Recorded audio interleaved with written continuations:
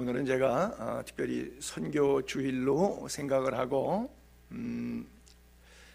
오전 시간에 제가 23년 동안 그리스에 있었던 집시 선교 이야기를 드리고 오후 시간에는 선교라는 주제로 가지고 말씀을 드리려고 합니다. 내일 우리가 또 떠나는데 아마 여러분들 그러실 거예요. 제가 이제 6년 반 이상 지난 7년 차가 되어 있는데 목사님이 해마다 1년에 한 2주간씩 그리스 가는데 이제 나와서 한국에서 목회하고 있는데 꼭 갈 필요가 있습니까? 라고 혹시 생각하시는 분도 계실런지 모르겠어요. 그분의 의견도 맞습니다. 저는 이제 선교사가 아니라 목회자죠. 그러나 23년 동안 제가 26살의 나이에 총각 때 나갔기 때문에 23년 동안 했던 일에 대한 하나님의 부르심에 대한 도전이 있죠. 여러분들이 계속해서 선교적인 목회가 될 수 있도록 기도해 주시고 사역을 함께 동행해 주셨는데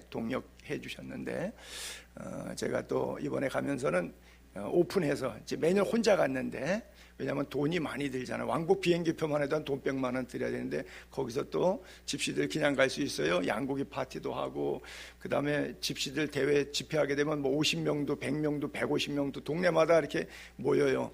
그러면 빵 하나씩 나눠줘도 빵을 100개를 사야 되잖아요. 주스도 100개 사야 되잖아요. 작은 돈이 아니잖아요.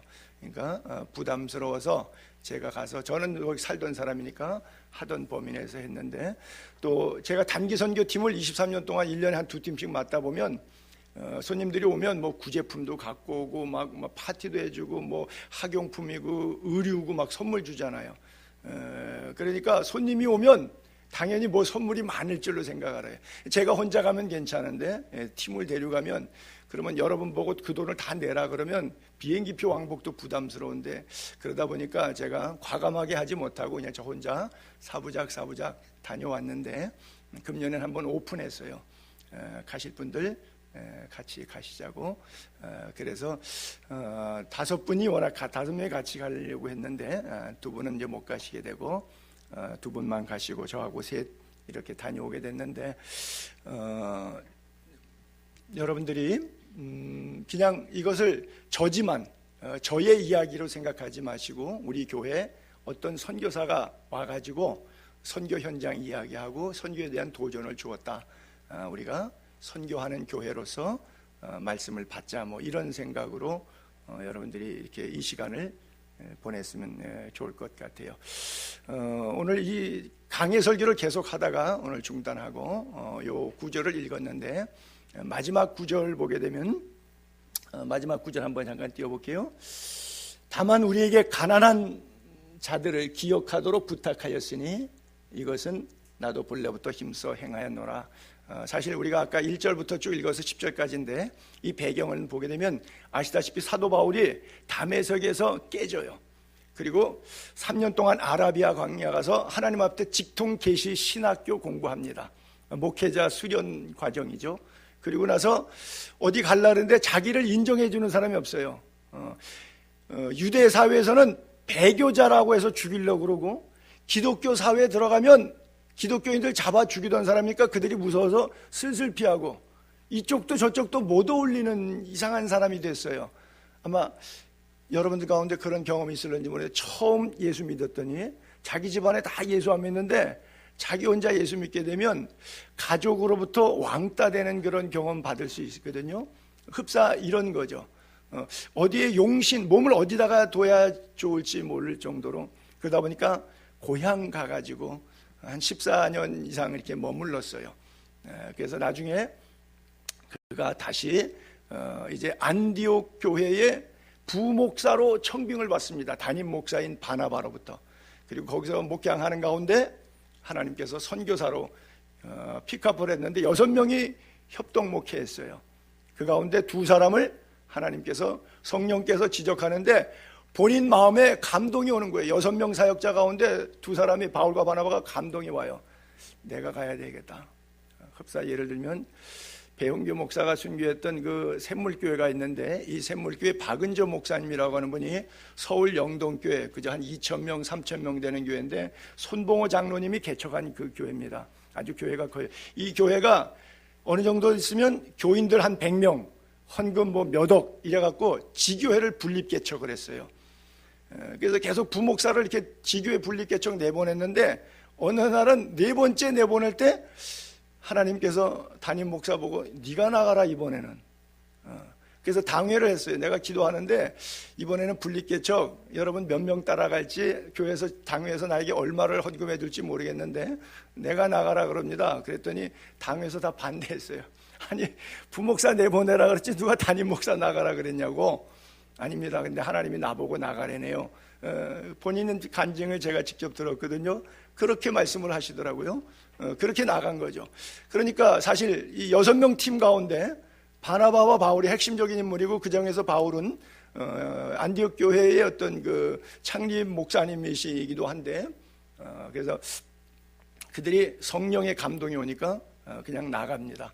나가가지고 계속해서 복음을 전하는데 제가 있었던 드로아에서 마케도니아의 환상을 보고 건너갑니다.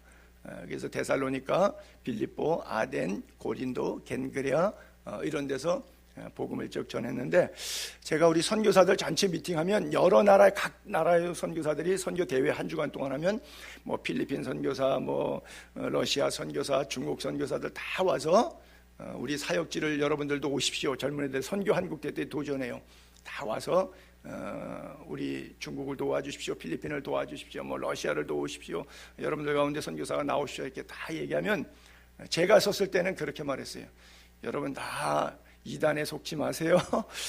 성경에 보니까 마게도냐로 건너와서 나를 도우라 그랬기 때문에 여러분 다 그리스로 오셔야 됩니다. 그리고 농담 아닌 농담을 했었는데 사도 바울이 복음을 위해서 수고했던 마침 그런 땅입니다. 그래서 저는 여러 선교사들보다도 현장에 있을 때는 so proud, 굉장히 그 자긍심이 컸어요. 원어인 성경의 헬라어의 나라이고요. 헬라어를 원어로 쓰는 나라이고요. 그 다음에 성경의 지명들이 뭐 많이 나오잖아요. 그러다 보니까 특별히 요즘에 우리가 빌립보서 강의하고 있는데 바로 빌립보라고 하는 지역이 알렉산더 대제의 아버지 빌립 2세가 자기가 도시를 창건해서 만든 땅이에요. 거기에 사도 바울이 마케도냐 환상 보고 가가지고 전도한 거예요. 그리고 거기서 옷 찢기고 매 맞고 감옥에 갇혔지만 결국은 옥문이 열리고 기적적으로 다시 나와서 복음을 계속해서 전해서 로마에 가서 보낸 편지가 바로 빌립보잖아요. 그러니까 빌립보서가 있고 고린도서가 있고 데살로니가 전후서가 있고 뭐 이런 땅이 바로 그리스인 것이죠. 그래서 나름대로 저는 행복한 가슴을 갖고 그걸 사역했는데 사실은 제가 유로피안 미션이 도전해서 스위스 뉴 라이프 세미나리 신학교 교장이 한국에 와서 얘기하는 가운데 여러분 유럽은 being is God, 존재가 곧 하나님입니다. God was dead, 하나님은 죽었습니다. 이런 소리 하는 사람들이 유럽 사람입니다. 그들의 할아버지는 예수 잘 믿었는데 아버지 때부터 경제가 팽배하고 르네상스 뭐 이런 영향에 의해서 손자들 때는 배불러 갖고 다들 예수 안 믿습니다. 기독교는 문화입니다. 하나의 종교가 됐지 복음이 아닙니다. 생명력을 잃어버린 종교가 됐습니다. 박제화됐습니다. 형식적인 교회됩니다. 이제는 예배당 같은 데가 스테인리스 글라스 파이프로간 이거 뭐 이렇게 연주하는 장소고 그 다음에 뮤지엄 즉 박물관으로 사용되지 이게 영과 진리로 예배하는 교회가 유럽에는 없습니다. 껍데기는 기독교 문화지만 속에 들어가면 없습니다. 그런데 한국 목사님들이 유럽을 다시 또 선교지로 생각하고 나와 주십시오. 그래서 마침 제가 신학교 4학년 때 선교에 대한 꿈을 꾸고 기도하는 가운데 그분의 어떤 강력한 메시지 이런 것들이 내가 유로피안 미션을 해야 되겠다. 그래서 그 당시에 약 30년 전에 선교 그룹은 흑인들, 미개발도상국, 가난한 사람들, 빈민구제 선교 그러면 복음을 전한다는 개념보다도 어려운 사람 떼끼니 도와주는 것 이걸 선교로 착각하고 있었던 시대이기 때문에 예를 들어서 유럽으로 선교지로 간다 그러면 허이고 거길 왜 우리가 도와줘? 아무도 돕지 않는. 아프리카로 간다 그러면 무조건 도와요. 막 동정 점수 때문에. 사실은 유럽의 알바냐 같은 빈민촌은 아프리카 뭐 케이프타운이라든지 라인업이라든지 어마어마한 뭐 대한민국보다 훨씬 잘 사는 대도시들이 얼마나 많은지 몰라요. 아프리카에. 근데 그냥 개념이 없고 가본 적이 없고 어떤 이해가 없으니까, 문화적, 지리적 이런 경제적 이해가 없으니까 아프리카다 그러면 뭐 다 생고생하고 뭐 전부 다 뭐 운막 토막 짓고서는 뭐 그냥 뭐 흙물 먹으면서 사는 걸로 그렇게 오해하죠. 어쨌든 그래서 유럽을 제가 선교지로 택했고, 막상 도착했을 때 거기서 유로피안보다는 집시들을 내 눈에 뜨게 하셨고, 그래서 제가 정말 거짓말 아니라 사실 그대로 한 석 달, 넉 달은 울고 다녔습니다. 왜냐하면 집시들의 상황이 너무 환경적으로 열악한데 내가 왜 울면서 이들을 위해서 기도해야 되는지도 개념도 안 잡히고 이해도 잘 안 되는데, 인간적인 측은지심 때문에 똑같이 한 세상 나서 사람이 살다 가는데 이렇게 태어나서 이렇게 살다가 이렇게 죽는 인간들도 있구나. 근데 이제 이것이 차분히 내 안에 정리가 되면서 어떻게 전교할 것인가, 구제하자, 또 의료사역, 또 글을 모르니까 글을 가리키자, 교육사역, 그래서 구제, 교육, 의료라고 하는 그런 차원에서 복음을 전달하는 어떤 그 촉매자 역할로 그들에게 접근을 했죠. 오늘 본문 성경에도 보게 되면 여러분들 죄송하지만 성경을 한 몇 구절만 찾을게요. 잠언에서만 잠언을 한번 볼게요. 잠언 11장 24절. 잠언 11장 24절 볼게요.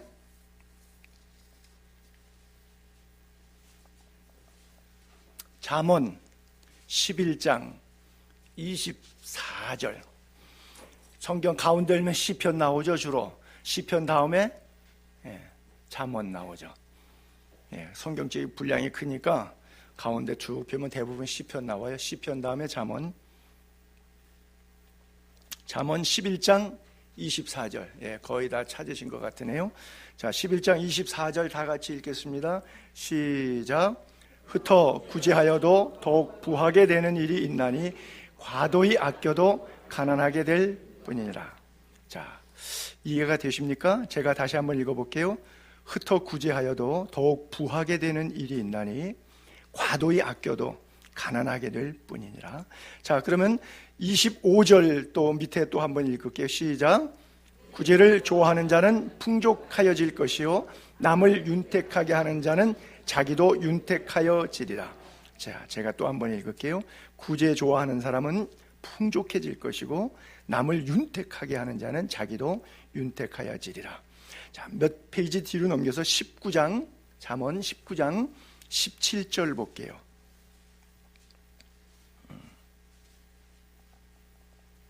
잠언 19장 17절. 19장 17절입니다. 같이 또 읽습니다. 시작. 가난한 자를 불쌍히 여기는 것은 여호와께 구워드리는 것이니 그의 선행을 그에게 갚아 주시리라. 아멘. 가난한 자 불쌍히 여기서 도와주면 그거는 하나님한테 돈 빌려준 거예요. 하나님이 돈, 여러분 돈 빌려 쓰고 가만히 계실까요? 힘드시죠? 하나님 가만히 계세요. 그 선행을 갚아준다. 30배, 60배, 100배 갚아주신다는 거죠. 자, 그러면 22장으로 넘어갈게요. 조금 더 몇 페이지를 뒤로 넘기셔서 22장 9절. 22장 9절. 22장 9절 읽습니다. 시작. 선한 눈을 가진 자는 복을 받으리니 이는 양식을 가난한 자에게 주민이라. 선한 눈을 가졌다. 여러분, 이 사람이 어떤 양식을 가난한 자에게 준다. 이게 눈이 뭐냐면요, 이렇게 보는 거예요. 살피는 거예요. 이게 뭐예요? 누구를 도와줄까 이런 눈이 있고, 누구 거 후리쳐서 뺏어 먹을까 하는 눈이 있죠. 그렇죠? 여러분, 악한 눈과 선한 눈은 성경에 이렇게 써 있네요. 선한 눈은 항상 볼 때 관점이 있어요. 내가 어떻게 하면 도움이 될까? 어떻게 하면 도와줄 수 있을까? 그렇죠? 늘 돕는 것만 생각했어요. 눈으로 보는 게 머리로 생각으로 손발로 행동으로 나가거든요. 선한 눈은 양식을 가난한 자에게 주기 위해서 관심이 거기에 있어요. 마지막 한 구절 더 볼게요. 또 28장 뒤로 조금 더 넘어가서 28장 27절. 이 구절은 조금 딱딱해서 안 읽게 할까 하다가 그냥 이것까지 읽을게요. 5절을 몇 군데를 발췌하다가 이 구절은 좀 너무 심한 것 같아서 좀 뺄까 하다가 그냥 읽을게요. 자, 28장 27절 시작. 가난한 자를 구제하는 자는 궁핍하지 아니하려니와 못 본 채 하는 자에게는 저주가 크리라. 그래요. 이게 선한 눈과 악한 눈의 차이인데, 이 구절은 읽고 싶지 않지만 성경에 있으니까 그냥 읽었어요. 가난한 자를 구제하면 절대 가난해지지 않습니다. 궁핍하지 않습니다. 근데 가난한 자 못 본 채 하면 저주가 크리라 그랬어요. 그래요. 여러분들의 가슴 속에 하나님의 말씀대로 이루어지는 풍성함이 있게 되기를 바랍니다. 그렇죠. 주라 그리하면 너에게 줄 것이니 후히 되어 누르고 흔들어 넘치도록 하여 너희에게 안겨주리라 그랬어요. 하나님의 법칙, 여러분, 세상은 수학입니다. 세상은 저수지입니다. 수학은 1 더하기 1은 반드시 2 나오고 더 이상 안 됩니다. 저수지는 퍼낸 물만큼 없어집니다. 근데 성경은, 신학은 곱하기예요. 수학이 아니에요. 그냥 곱하기인데 거기도 제곱 좌승이에요. 뭐냐면 30배, 60배, 100배. 그러니까 수학적 곱하기하고는 하나님의 신학적 곱하기는 카운트가 불가능해요. 꼭 30배라고도 말씀하시지 않고 어떤 때는 60배고 어떤 때는 100배가 될 수 있어요.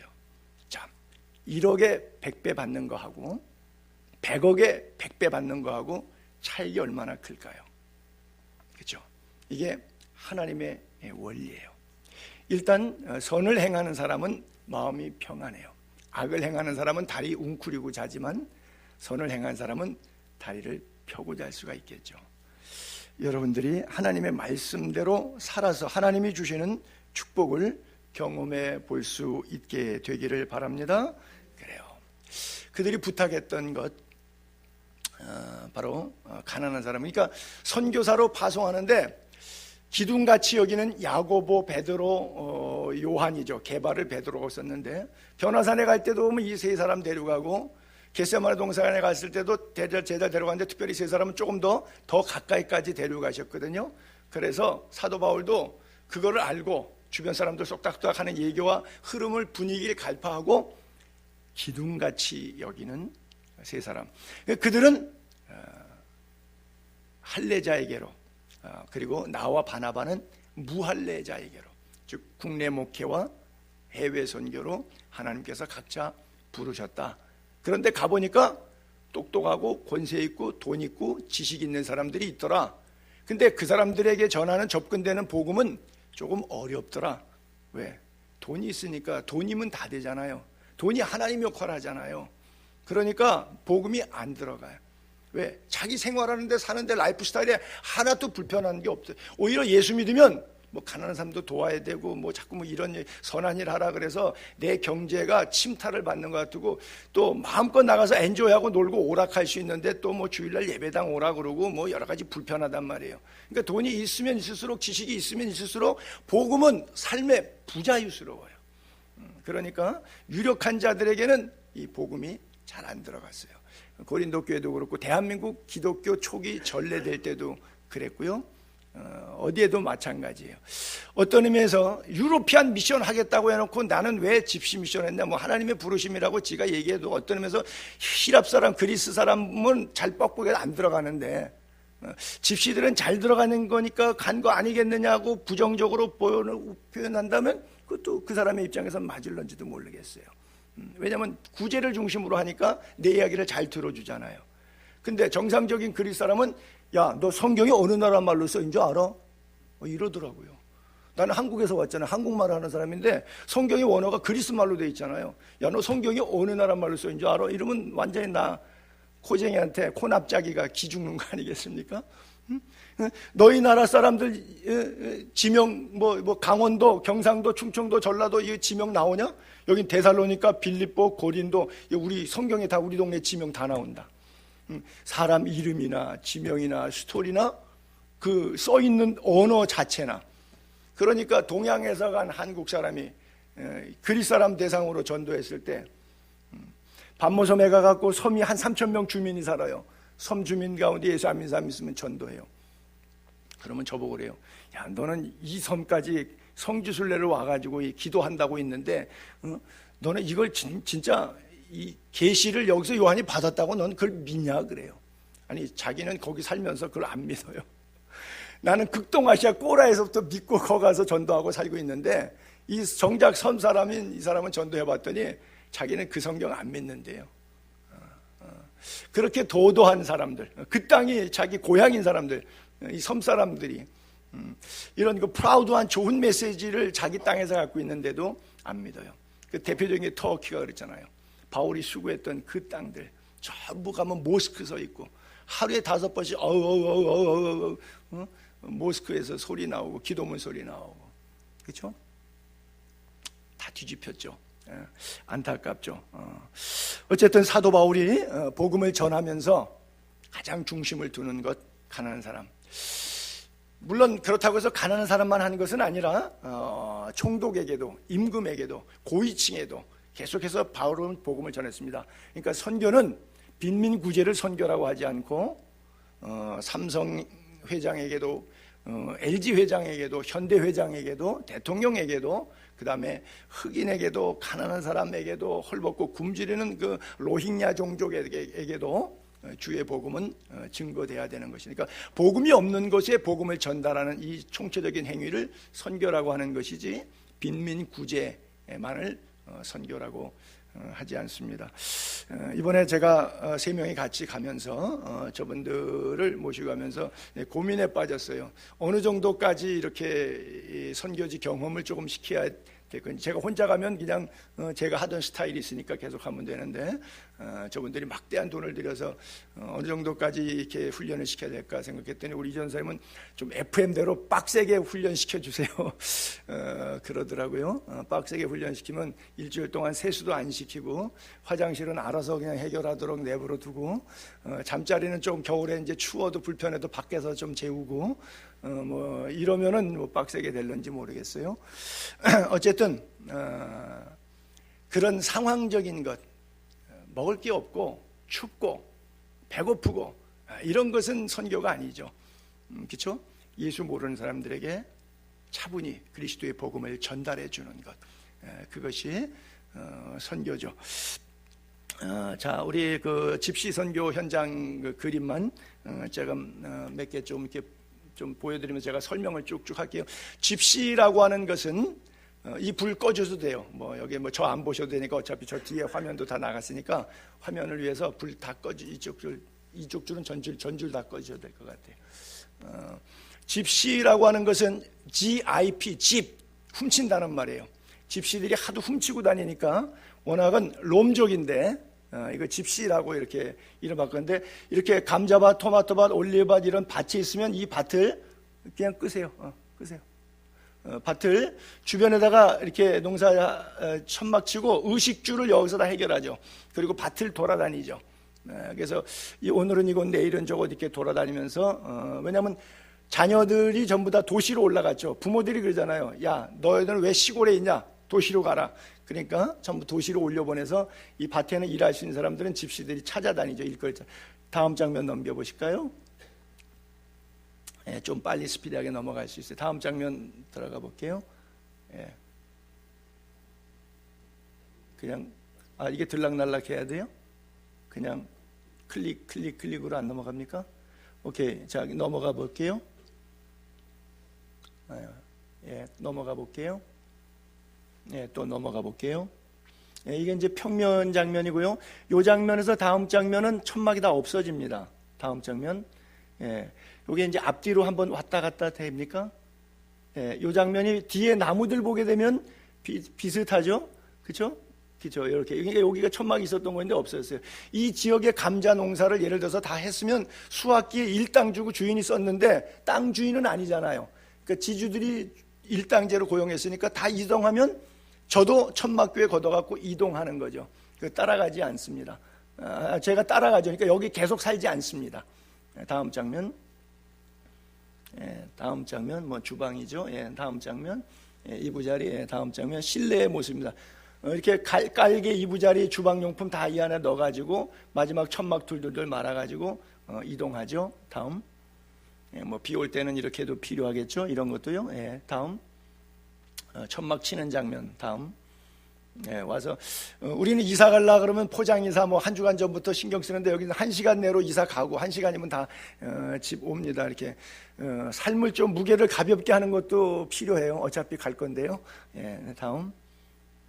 이제 겨울에는 비바람이 쓰러지니까 목재 같은 거 주워서 만들고 천막이나 비닐 같은 거 이렇게 얹어갖고 겨울 6개월 동안은 비바람을 견디기 위한 방수, 방풍 뭐 이런 보온 관리하기 위한 이런 집을 짓죠. 여름에는 이동용 천막, 겨울에는 고정용 장막 되겠죠. 다음. 그래서 천막촌 모습이 첫 장면을 보셨던 것처럼 이건 이제 겨울철에 장막촌 모습인데 약간 연기 같은 것들이 올라오는 것들도 있는데 이런 것들은 이제 통새 날로 만들어서 난방 시설을 하는 장면이고요. 비가 막 오게 되면 이것도 물론 새기도 하지만 그래도 겨울집 치고는 괜찮죠. 다음. 그래서 이건 6개월 동안 농사 일거리 찾아다니면서 천막 접었다 폈다 이동용 천막이고요. 이건 이제 겨울에 고정용 장막 주거 형태의 대조적인 모습이 되겠고요. 다음.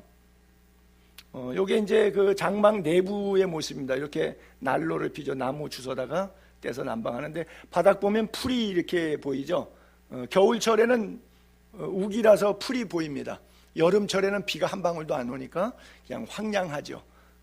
그래서 실내 바닥에 이제 이런 데인데 여기다 이제 깔개 깔고 그냥 자는 거죠.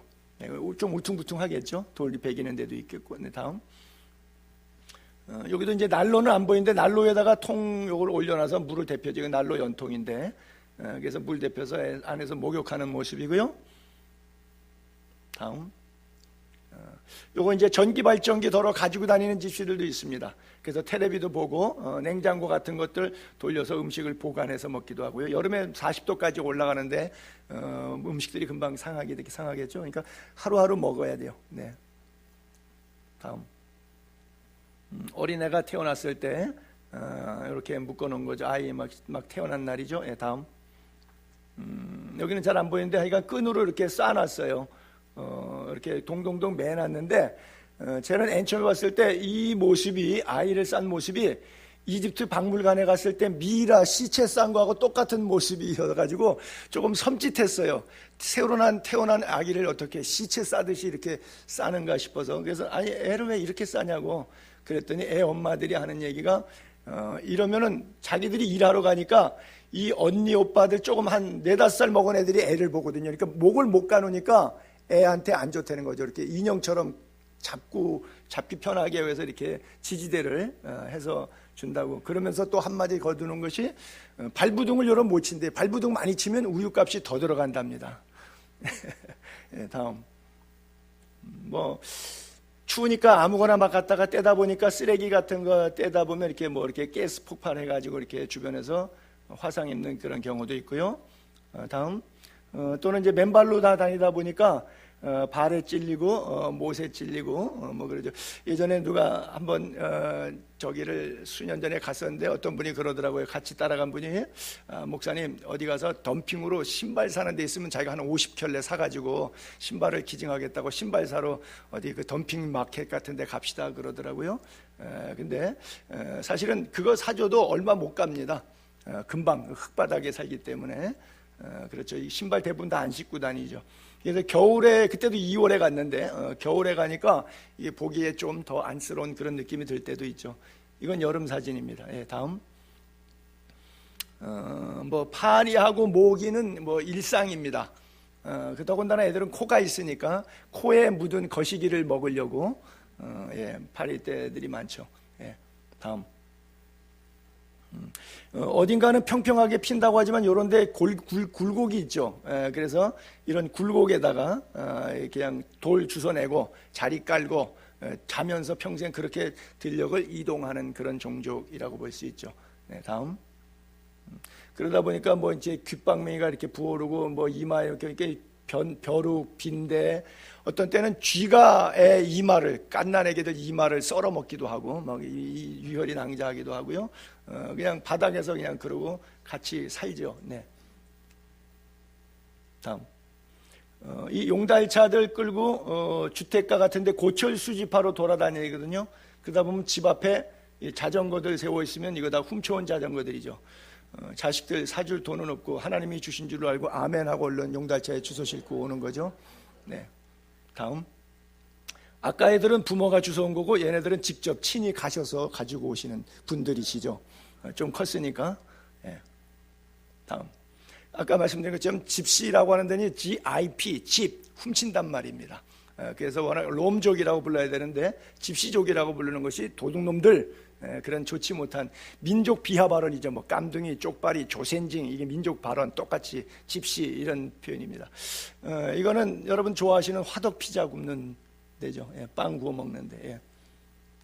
다음. 전기 상하수도 시설, 화장실 이런 거 없잖아요. 물 길어다가 써야 되겠죠. 다음. 그러다 보니까 이런 통 같은 거 뒤에 보통 뭐 한 2km, 3km 거리에서 뭐 10km, 20km 되는 거를 들고 왕래하는 아이들도 많죠. 네. 이 올리브밭 주변에 천막 치고 있는 아이 사는 집시들 모습이죠. 다음. 그러다 보니까 절수하는 것이 몸에 배어 있죠. 물 아껴 쓰는 거. 이런 주전자 하나 가지면 아침에 4명, 5명이 다 세수하고 남습니다. 우리는 그냥 세수대에서 더운 물 쫙 틀어놓고 막 쓰지만 요거 하나 정도 가지면은 4, 5명 다 세수하고 남죠. 예. 한 2번만 쓰면 돼요, 저건. 네. 다음. 이건 이제 목욕하는 모습이고 물 받아다 놓고요. 예, 다음. 이건 뭐 바닥에 놓고 설거지하는 모습인데 이러다가 바람이 한번 슉 불면 이게 젖은 설거지 해놓은데 다시 들어가는데 물이 아까우니까 물로 헹굴 수가 없으니까 그냥 행주로 헹구다 보니까 결석증, 담석증 이런 환자들이 많이 생기기도 하죠. 다음. 이것도 이제 설거지하는 그런 모습인데 이거는 슈퍼마켓에서 훔쳐왔어요. 이것도요. 예. 예. 다음.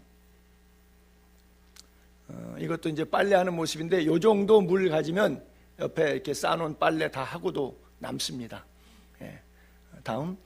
그 대신 40도까지 올라가는 땡볕이 있을 수 있거든요. 여름엔요. 뭐 평균 30도 이상은 다 넘어가니까 이렇게 말리면 선텐 한다 그러죠. 태양에 의해서 아주 한 서너 시간만 말리면 드라이가 되죠. 아주 깨끗해지죠. 예, 다음. 예, 다음 장면.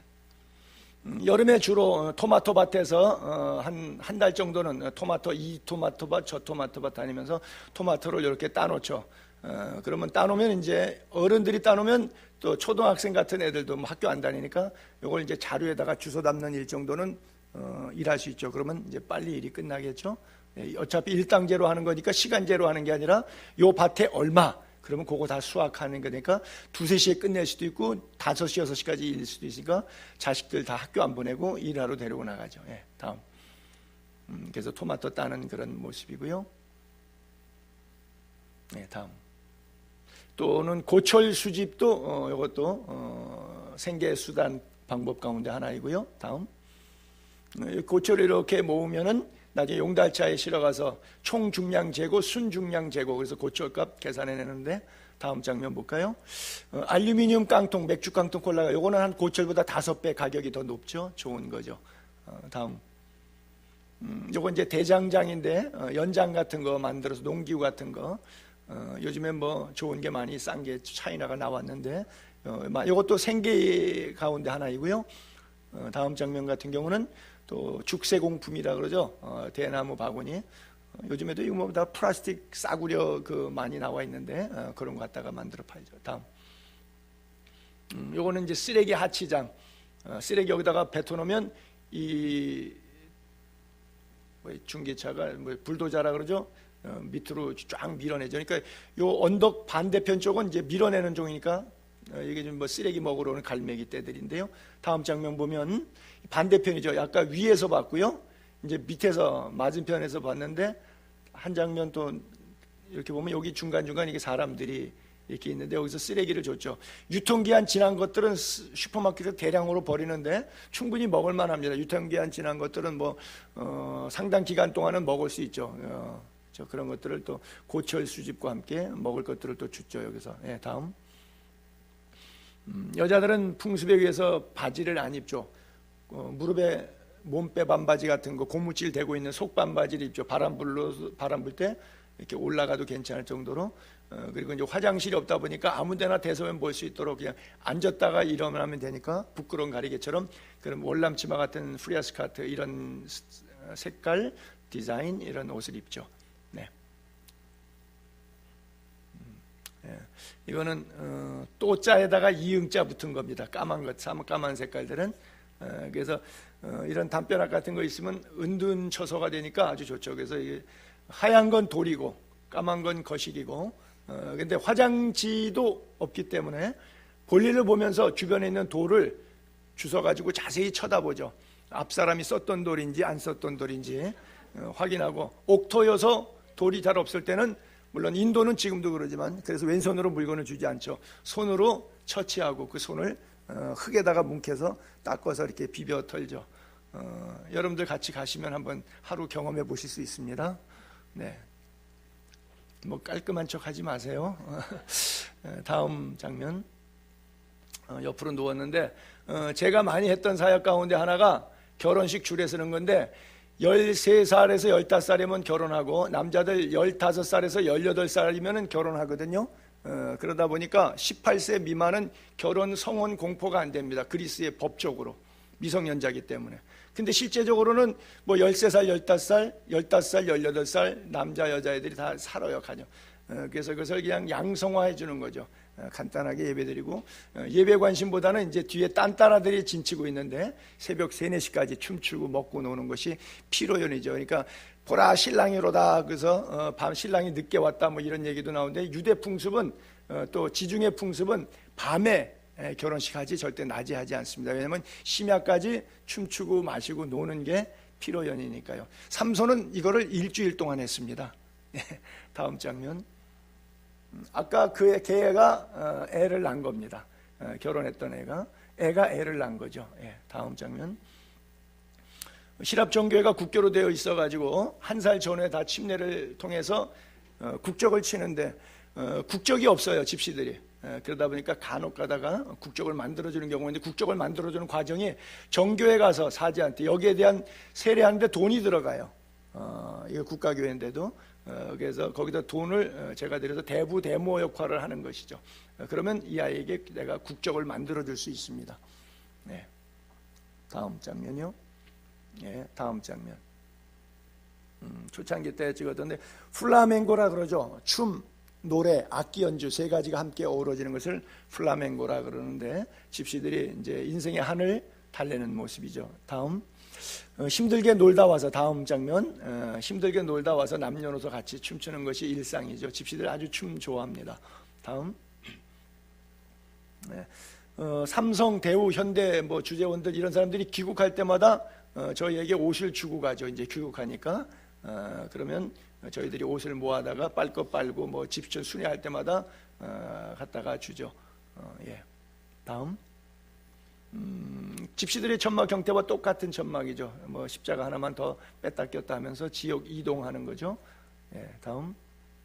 이건 또 다른 지역으로 이동했을 때 모습이, 좀 이제 바람이 불고 날 추워지면 옆에 이제 칸막이를 좀 쓰기도 하고요. 다음. 이 내부의 모습이죠. 이렇게 토착화가 필요한데 한국식이죠. 그렇죠? 이런 거 꼭 이렇게 안 해도 되는데, 이게 한국 목사다 보니까 어디 가도 꼭 스타일이 자기 문화권을 벗어나지 못하지. 이건 별로 큰 의미는 없는데 꼭 한국식으로 이렇게 했어요. 예. 아테네 한인교회 목회할 때 제가 절기 때는 예배를 집시촌에 가서 드렸습니다. 한 달 전부터 오리엔테이션에서 설탕, 비누, 칫솔, 치약, 구제용품, 한인교인 한 가정이 집시교인 한 가정 방문할 수 있는 것을 준비하게 가서 양을 한 2-3마리 잡고 거기 가서 절기 예배 드리고 파티하고 이런 식으로 절기를 보냈죠. 그래서 절기는 한인교회에서 예배 드린 적은 한 번도 없습니다. 그냥 매번 절기 때는 집시촌에 가서 집시들과 함께 예배를 드렸죠. 네, 다음. 양고기죠. 네, 다음. 양 2마리, 보통 한 마리당 한 50명 봅니다. 뭐 쌀라다 빵 한 100kg씩 사가지고 같이 나눠 먹기 때문에 보통 한 마리 잡으면 주변에 한 50명이 조금씩 십실반 나눠 먹죠. 다음. 이건 이제 양고기 분배하는 모습인데요. 제가 분배하다가 교인들이 시험을 많이 들더라고요. 누구는 좋은 고기 가고, 누구는 뭐 뼈다고만 왔다고 해서, 목사님이 누구는 이뻐해서 좋은 살코기 주고, 나는 개뼈다고만 줬다고 해서, 그래서 그 다음부터는 제가 이거 고기 분배할 때는 제가 안 합니다. 그 중에서 이제 나이 드신 분들을 연장자를 시켜서 이것을 이제 분배를 시키고, 이제 우리 집 사람 여기 쌀라다 나누고 있는데, 이렇게 분배를 시키죠. 근데 사실은 저보다 이 사람들은 문제가 더 많아요. 왜냐하면 자기 자식에게 더 큰 걸 주고 뒷다리 하나 푹 잘라서 주거든요. 그러니까 제가 문제가 많지만 이제 이 사람이 욕먹지 제가 욕먹지는 않으니까 아야 이럴 때는 제가 빠지죠. 손을 대지 않죠. 네, 다음 안에서 나눠 먹는 모습이고요. 네, 다음 그냥 넘어갈게요. 네. 비바람에 쓰러지고 이제 겨울철에는 저도 이렇게 장막을 지을 필요가 있죠. 그들의 형태도까지. 왜냐면 여름 천막이고 겨울에는 장막이니까. 그래서 지금 제가 올라가서 지금 여기다 못질하고 있는 그런 장면인데 문에다가 빨간색을 칠했을까요? 왜 그랬을까요? 6월절 어린 양 피를 상징한다고 빨간색 페인트를 칠하고 십자가를 지금 달고 있는 그런 모습입니다. 네. 이 안에 송판 갖다가 이것도 만드는 건데 책상을 똑같은 거 큰 거를 2개를 해서 양쪽으로 앉혀놓고 밤에는 또 이제 전기 발전기 돌려서 애들 글을 가르치고 다 문맹이니까 학교 못 가잖아요. 그리고 실제 학교를 갈 수 없는 것이 부모들이 일거리가 끝나면 계속 이동하잖아요. 뭐 수원 갔다 조치원 갔다 평택 갔다 안성 갔다 계속 이사하는데 1년에 10번 20번 이사하는데 초등학교 졸업하려도 60학교 내지 120학교 전학 가야 됩니다. 그리고 이제 출생증명서가 없어요. 아이들이 대부분 다. 사람은 존재하는데 출생증명서가 없어요. 또 그리고 취약 연령이 되면 부모가 일하러 갈 때 토마토밭에 감자밭에 그거 캘 때 자루에 담는 일 정도 도우라고 애들 데려가요. 그러니까 애들이 학교 다닌다는 것은 있을 수 없죠. 그래서 이제 나중에 따로 모여서 야학하듯이 애들에게 글을 가리키는 그런 모습이고요. 안 어울리는 거죠. 한국 사람이 헬라어를 가리킨다는 것이요. 그렇죠? 그들이 해야 될 몫이죠. 예, 다음. 요거는 이제 우리 집시 교인까지 한 가정인데 이 앞마당하고 옆에다가 제가 이렇게 슬라브하고 나무를 이렇게 올려서 요 공간에서 모여서 요 동네 아이들 모여서 예배할 수 있는 공간을 지금 만들고 있는 겁니다. 예. 다음. 예, 그리고 이제 전기가 넉넉하지 않기 때문에 이렇게 좀 비싼 건축자재입니다. 이거 벽돌인데 유리 벽돌이에요. 물론 이제 색깔도 약간 이제 교회 분위기 좀 나게 이렇게 만들어 가지고 예배당을 만들었고요. 다음. 요게 이제 예배당 그 안쪽이 모습이 되는 건데 이제 바깥쪽에 마당에 나와서 여름 성경학교 하는 모습인데 안에 잠깐 다음 장면 볼게요. 요 할머니하고 요 할머니가 70세, 71세 되신 할머니인데 미국에서 YM 평신도예요. 자기 리타이어 했다고 은퇴했다고 할 일 없다고 여름마다 선교지에 가서 아이들에게 여름 성경학교 해줘요. 양말 같은 거 꼬매서 손에다가 끼고서는 뭐 이렇게 인형극 같은 것도 해주고 그렇게 해서 평생 당신들은 돌아가실 때까지 그렇게 사는 것이 하나님의 부르심이다, 낙이다. 그래서 나이가 여러분들 얼굴이 보이는지 모르는데 이게 70세, 71세 되신 할머니들인데 이렇게 와서 젊게 사세요. 네. 요거 이제 가정집을 이제 개조해가지고 위에다가 양철 지붕으로 해갖고 요거 이제 천막에 도로록 말았다 접었다 폈다 하는 건데 여기다가 이제 교회 모임 공간 장소를 하나 만들어서 주일날만 되면 또 여기 와서 모이도록 그렇게 예배를 드렸던 장소 가운데 하나이고요. 네, 그 이제 실내 내부의 모습입니다. 어른들과 아이들이 함께 예배드립니다. 남녀노소 낮 12시에 같이 이렇게 한목에 다 예배를 드리죠. 예, 다음. 40도 땡볕에 양철 지붕이다. 그럼 그 밑에가 얼마나 따뜻하겠습니까? 그렇죠? 뭐 덥죠. 그러니까 여러분 같으면 주일 대예배 11시 예배 이런 복장으로 오실 수 있어요, 교회? 어려운 얘기죠. 부르는 찬송도 은혜로워요. 내 모습 이대로 주봐도 없어서. 네, 다음. 이건 성찬식 하는 모습인데 얘가 이제 내가 입양했던 아들이고요. 여기 빵을 잡고 있고 제가 잔을 들고 있으면 빵을 잡고 잔에다가 찍고 이런 식으로 해서 이제 성찬식을 했던 모습이고요. 다음. 이건 이제 길거리 노방전도 이곳저곳 이번에도 우리가 가면 내일부터 계속 지역을 이동하면서 남녀노소 모아서 이제 노방전도를 하게 될 겁니다. 예, 다음 장면. 이건 이제 가정 안에 들어가면 가정 성경 공부하듯이 이건 노방전도가 아니라 축호전도가 되겠죠. 네, 다음. 네, 역시 또 다른 지역에 갔을 때 마찬가지고요. 다음. 이것도 이제 가정 모임인데 보통 한 가족에 5명에서 10명 정도 됩니다. 작게 나도 5명, 6명 나요. 많이 나면 10대 명씩 낳고 다산족이다 보니까 한두 천막 사람만 모아도 뭐 개척교회 인원 숫자만큼 많이 모이죠. 다음. 이것도 또 다른 가정 갔을 때 모임이고요. 다음. 가면 계속해서 이곳저곳에서 제가 할 수 있는 것은 뭐 이런 거죠. 있죠? 시청각 자료 가지고 예수 그리스도의 죽음과 부활을 복음을 설명하는 거죠. 다음. 또 기도하고요. 다음. 몇 장면 재밌는 장면들이 있죠. 하나. 다음. 아주 이쁘죠. 다음. 맨발의 소명자 최춘선 할아버지의 젊은 어린 시절 모습 같아요. 뭔 얘기하는지 모르시죠. 자, 다음.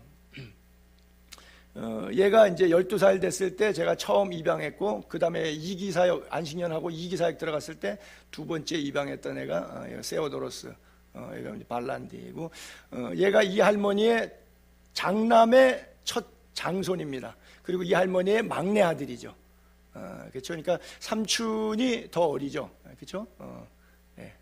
다음. 그 아이가 이제 막 입양해 왔을 때 이제 목욕하고 옷 입고 이제 학교 보내기 시작했을 때의 모습이 되겠고요. 다음. 집에 돌아와서 책상 두 개를 저의 책상하고 마주 봅니다. 이 책상하고 똑같이 맞은편에 제가 앉습니다. 그래서 이제 글 가리키고, 왜냐면 하도 딴짓을 하니까. 그러니까 이제 중학생 들어갈 정도 나이인데 이제 그림책 1학년 아버지 어머니 이제 공부 시작하는 것이죠. 얘가 제일 싫어하는 게 공부하는 거죠. 들녘의 야생마처럼 자기 혼자 자유롭게 놀아도 되는데 다 집시들 그렇게 사는데 공부한다는 건 이건 노동보다 어려운 이야기죠. 그렇죠? 다음. 그래서 에테리아 비블리콘 스푸돈이라고 하는데 이게 그릭 바이블 인스티튜트라고 되어 있죠. 개신교 신학교입니다. 그래서 중고등학교 과정 공부하고 신학교까지 가서 가정교회 사역자로 양육했던 이 학교는 한 3년 과정짜리 개신교 학교인데 미국 선교사들이 세운 한 7명 정도, 9명 정도가 팀 사역을 하고 있는 그런 신학교입니다. 신합정교회가 국교로 되어 있기 때문에 개신교 신학교를 인정하지 않죠. 다음 장면. 그래서 이제 일종의 이게 설교와 강의가 되는데 제가 성경 본문을 읽습니다. 그래놓고 우리 아들 보고 이 성경 구절 읽은 거를 네가 아는 범위에서 해석을 해주라고, 설교를 해주라 그래요. 그럼 그래요. 성경 본문은 지가 읽고 왜 설교는 나보고 하라 그러느냐. 그런데 이게 바로 이 아이들에게 집시들에게 내가 설교하는 것보다 집시가 설교하면 더 흥분이 되죠. 더 이해가 더 쉽죠. 그래서 제가 설교를 프랙티스, 훈련도 시키고 또 듣는 청중 아이들에게 더 쉽게 전달하는 그런 과정이 되기도 하죠. 다음. 얘가 18살 됐을 때 남자들이 조언하니까 다 장가를 가버렸어요. 그래서 내가 너는 군대 갔다 온 다음에 귀숙감을 내가 정해서 결혼시키겠다 했더니 집을 나가서 석 달째 동고에 들어갔습니다. 그래서 안 되겠다, 돌아와라. 그래서 제가 그냥 결혼 주례를 직접 제가 섰습니다. 그래서 사실 내가 우리 딸 결혼할 때도 내가 주례할까 그랬더니 우리 딸이 싫다 그러더라고요. 다음 장면 보시면 그래서 결혼식 끝나고 나서 우리 집사람하고 제가 결혼 폐물로 갖고 있었던 시계가 하나 있었는데 이게 금으로 된 시계입니다.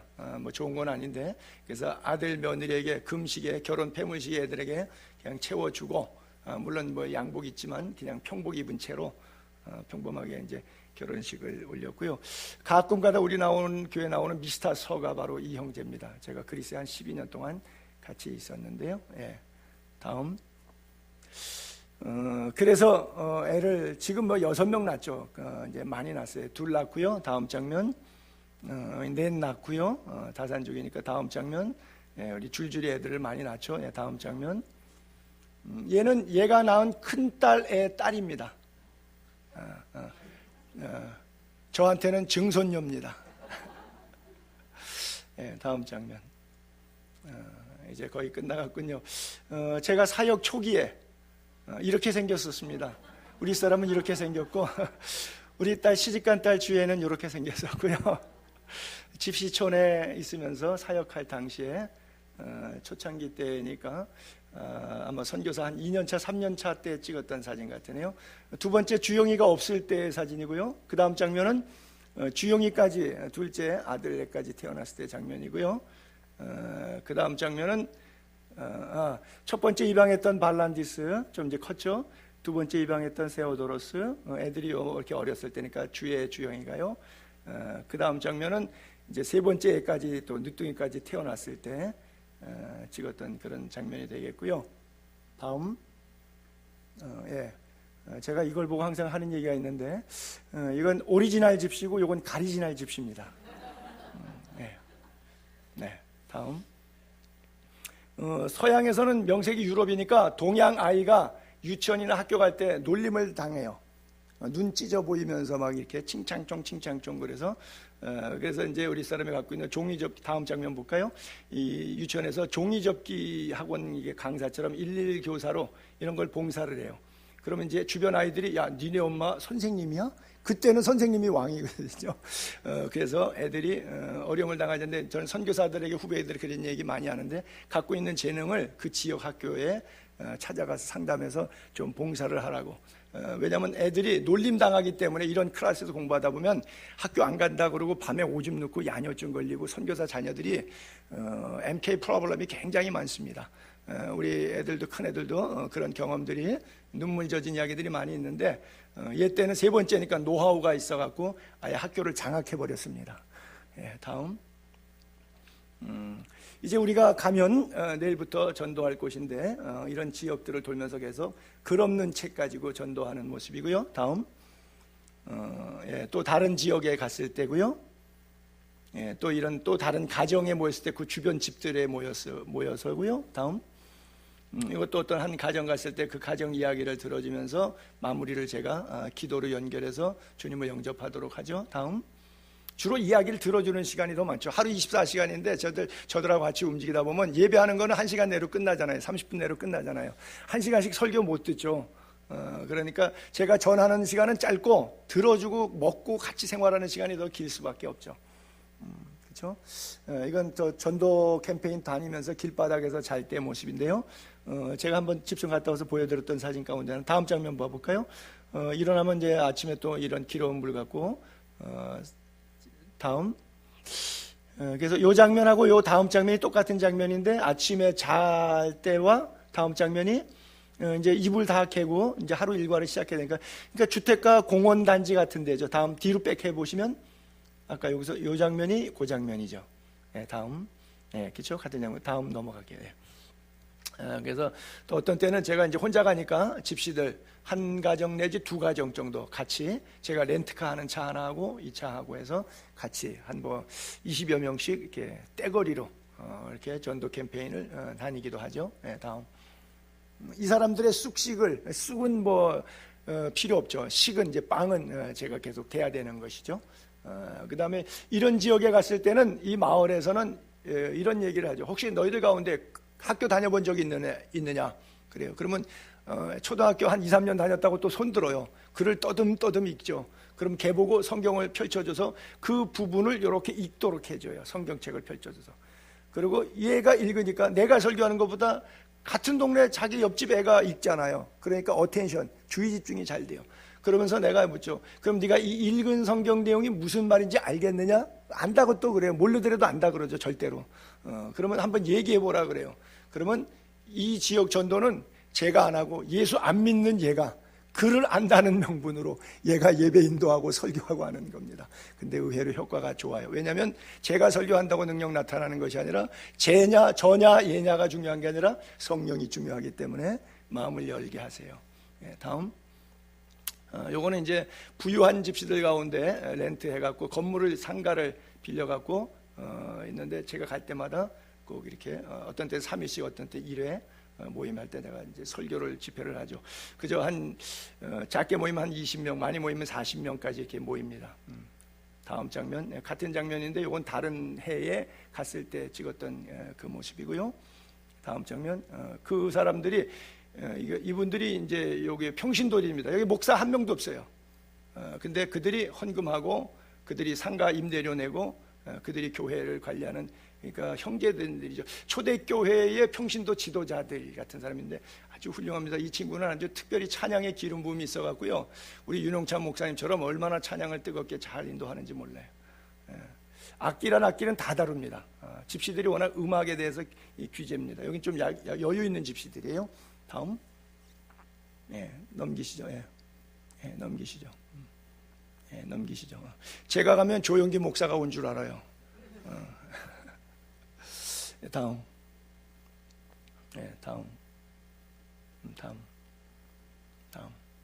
마지막 장면에 왔네요. 제가 사역 초기 때 이 아리스토블로스 성경 고린도전서 로마서 16장에 명단 나오는데 아리스토블로도 나와요. 이 사람 이름이 이코스는 가족묘라고 하는 거예요. 여기 이제 가족들이 다 들어가는데 아리스토블로스라고 하는 천막 교회 칠 때 저는 용달차가 없잖아요. 짐이 많잖아요. 뭐 카페트 뭐 이런 거. 이 형제와 형제가 아니라 할아버지죠. 이 할아버지 그 다음에 그 자녀들이 우리 교회 집시교회 사찰 집사님 역할을 했던 가정이에요. 그런데 제가 한국 나와서 교회 개척하는 동안에 돌아가셨거든요. 그래서 제가 꼭 갈 때마다 가서 헌화하고, 이게 아테네에서 한 500km 떨어져 있습니다. 에톨리코라고. 그래서 제가 헌화하기 위해서 꼭 이 마을에 들르고, 간 김에 또 이 마을 시골 마을인데 아주 아름다워요. 그래서 야밤에 거기서 자면서 전도 캠페인 하루 하고, 어떤 때는 여기서 양도 한 2마리씩 잡고 하는 지역인데, 복음의 시초에, 사도 바울이 빌립보 교회 복음의 시초에 나와 함께한 너희 교회다 그랬는데, 복음의 시초에 같이 했던 그런 좋은 형제인데, 나이가 70대시다 보니까 70이면 최고령이죠. 이제 돌아가셨는데 몇 년 전에 참 좋은 믿음의 동역자였어요. 아마 평생 이분이 저를 못 만나고 그냥 이렇게 집시촌에 살다가 죽었으면 어땠을까 생각하는데, 저를 만났기 때문에 복음을 위해서 함께 좋은 동역자가 됐던 그런 사람으로, 이미 저보다 먼저 올라가서 면류관 쓰고 나한테 지금 하늘에서 고맙다고 나를 위해서 중보 기도하면서 집시촌에 1년에 한 번만 오지 말고 더 많이 오시오라고 기도하고 있을런지 모르겠어요. 여러분들이 들을 땐 상당히 거북한 이야기지만. 자, 불 켜세요.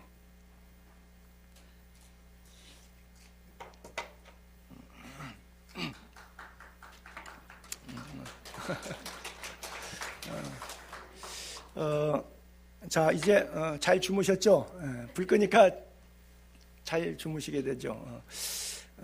자, 이제 저희들이 이제 저기를 이제 가는 겁니다. 가서 주어진 시간 안에서 하나님께서 주신 은혜들, 누구를 만날지, 며칠 날 어디로 갈지 저도 몰라요. 하나 인터넷으로 예약한 것은 공항에 차만 부탁해놨어요. 공항에 렌트카만 부탁해서 공항에서 공항까지 만 9일 동안 내가 차를 쓴다. 그래서 예약만 해놨어요. 공항에서 차 딱 타면 그 다음에 성령이 어디로 운전해 가실는지 몰라요.